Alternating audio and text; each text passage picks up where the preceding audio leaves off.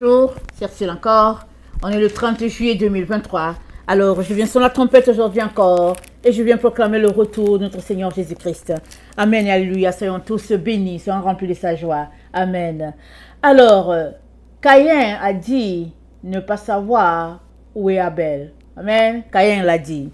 Dans Genèse 4, le verset 9, l'Éternel dit à Caïn, où est ton frère Abel? Il répondit, je ne sais pas. Suis-je le gardien de mon frère?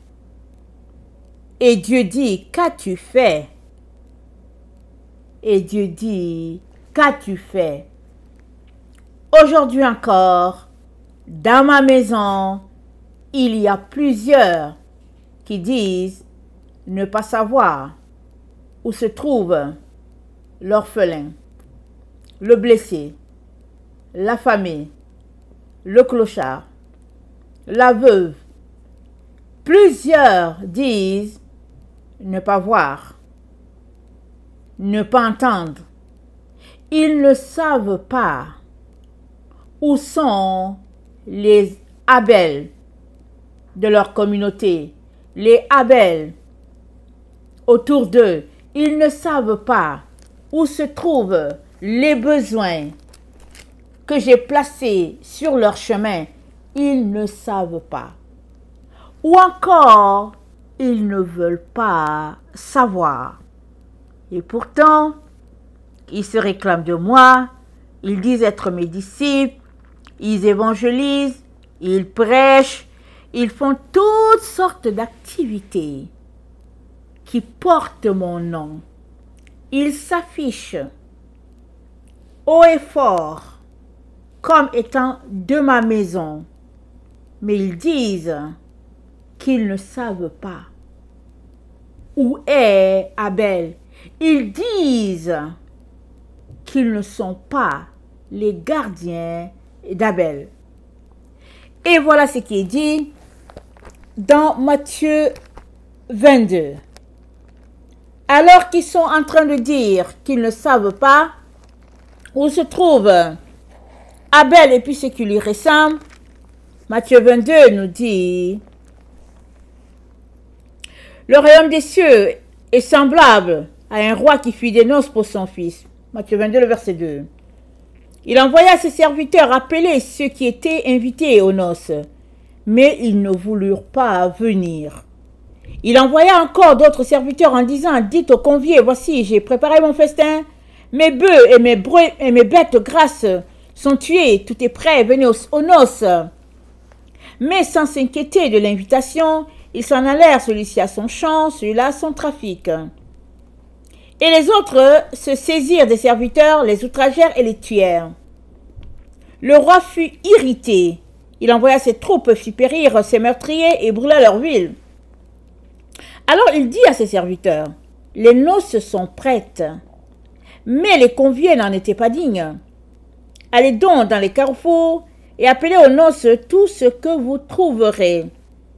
Ses serviteurs allèrent dans les chemins, rassemblèrent tout ce qu'ils trouvèrent, méchants et bons, et la salle des noces fut pleine de convives. Le roi entra pour voir ce qui était à table, et il aperçut là un homme qui n'avait pas revêtu un habit de noces. Il lui dit, mon ami, comment es-tu entré ici sans avoir un habit de noces? Cet homme eut la bouche fermée. Alors le roi dit au serviteur, liez-lui les pieds et les mains, jetez-le dans les ténèbres du dehors, où il y aura des pleurs et des grincements de dents. Car il y a beaucoup d'appelés, mais peu d'élus. Amen. Mes enfants refusent d'être élus. Il y a beaucoup d'appelés, mais peu d'élus. Mes enfants refusent d'être élus. Ils ont choisi de ne pas voir autour d'eux. Ils ont choisi de boucher leurs oreilles afin qu'ils ne puissent pas entendre les cris autour d'eux. Et ils ont choisi de faire ce qui leur plaît, ce qui les convient.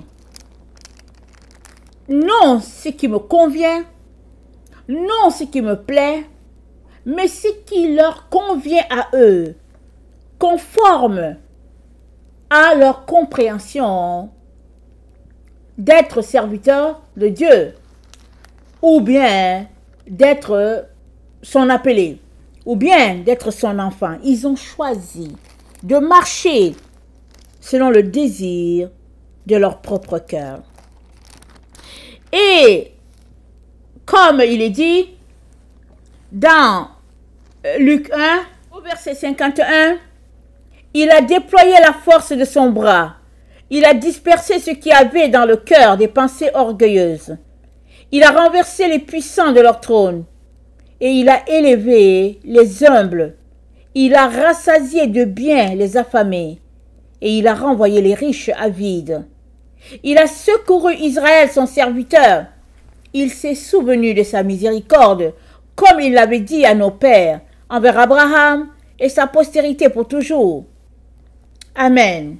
Mon église est remplie de faux convertis qui, au fait, se font passer pour des pauvres alors que leurs comptes sont pleins à craquer.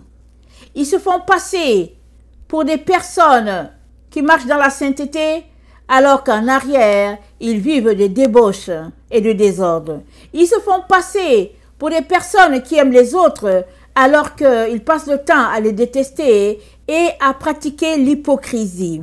Ils se font passer pour des personnes qui ont une oreille et puis un cœur qui tend vers les autres, mais une fois hors des murs de leur enceinte, ils sont sourds, ils sont aveugles et ils mènent la vie des gens du monde.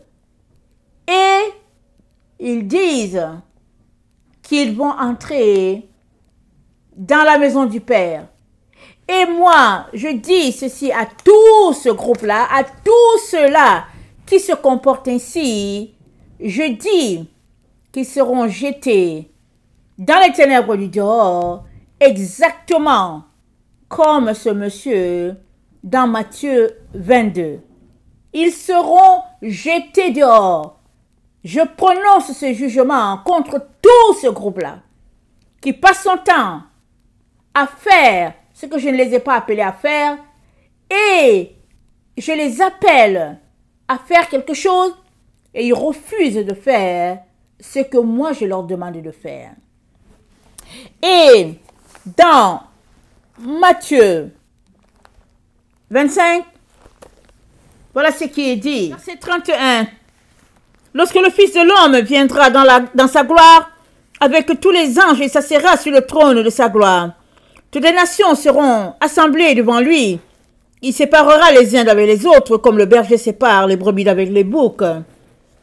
Et il mettra les brebis à sa droite et les boucs à sa gauche. Alors le roi dira à ceux qui seront à sa droite, « Venez, vous tous qui êtes bénis de mon Père.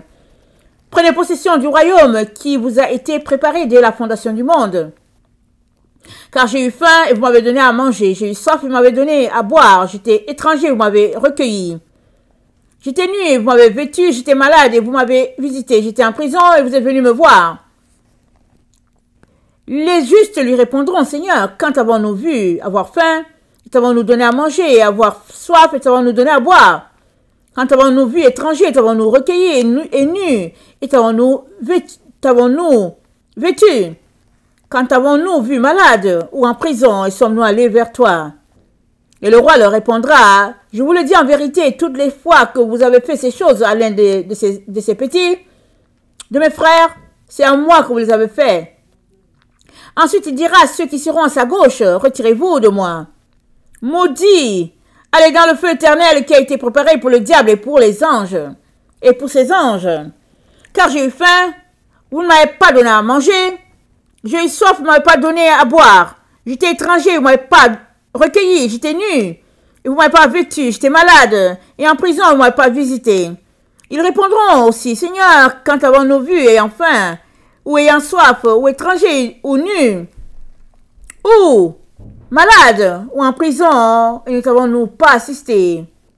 Il leur répondra, je vous le dis en vérité, toutes les fois que vous n'avez pas fait ces choses à l'un de ces petits, c'est à moi que vous ne les avez pas faites. Et ceux-ci iront au châtiment éternel, mais les justes à la vie éternelle. Amen. C'est par tes œuvres que tu es justifié. Par tes œuvres, tu seras justifié. Si tu te dis m'appartenir, quelles sont les actions que tu poses? Quel est l'état de ton cœur? Quelles sont tes différentes actions cachées que nul ne voit, mais que moi je vois? Ne suis-je pas l'Éternel? Ne suis-je pas celui-là qui voit tout, qui a tout créé, qui sait tout? Vas-tu me cacher tout ce que tu mets en réserve dans tes trésors, comme si je ne voyais pas? Vas-tu me cacher toutes tes actions posées ça et là dans le but d'asphyxier ma maison, mon œuvre? Vas-tu me cacher tous tes péchés, cachés aux yeux des hommes, mais si exposés devant moi? Y a-t-il quelque chose que moi, l'Éternel, je ne vois pas? Mais parce que tu t'es moqué de ma parole et que tu as méprisé ma loi et que tu as désobéi à ce que je t'ai demandé de faire, parce que tu as fait cela, alors tu ne connaîtras pas mon repos. Alors que j'ai racheté ma vie, toi, tu seras jeté dehors parce que tu t'es moqué de ton Créateur et tu as joué à la personne qui se sanctifie alors que dans le fond, tu faisais juste la comédie. Devant les gens, tu te sanctifies. En cachette, tu te laisses tout simplement aller dans tes passions effrénées.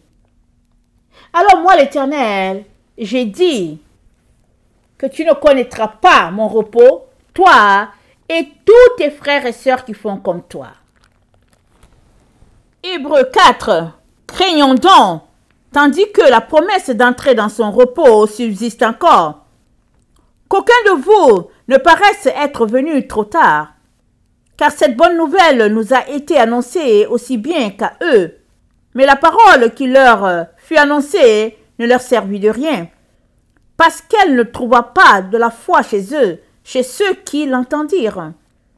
Pour nous qui avons cru, nous entrons dans le repos selon qu'il est dit. Je jurai dans ma colère, ils n'entreront pas dans mon repos. Il dit cela, quoique ses œuvres eussent été achevées depuis la création du monde. Car il a parlé quelque part ainsi du septième jour. Et Dieu se reposa de toutes ses œuvres le septième jour. Et il dit encore, ils n'entreront pas dans mon repos.